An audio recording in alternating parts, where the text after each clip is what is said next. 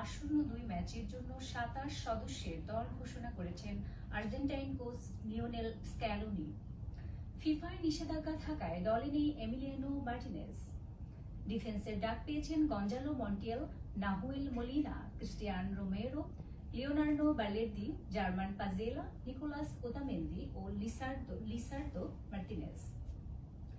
মধ্যমাঠ সামলাবেন Marcos Acuna, Leandro Paredes, Nicolas Tagliafico, Mac Allister, Rodrigo De Paul, Ezequiel Palacios, Enzo Fernandez, Giovani Lo, Celso ও Thiago আলমাদা।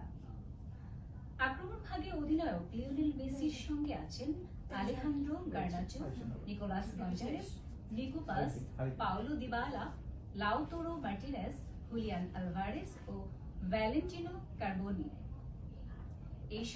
এই ছিল সময় সংবাদে। সঙ্গে থাকুন সময়।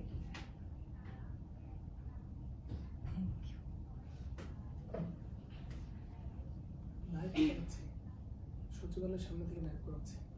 সচিবালয় ওরে কইলে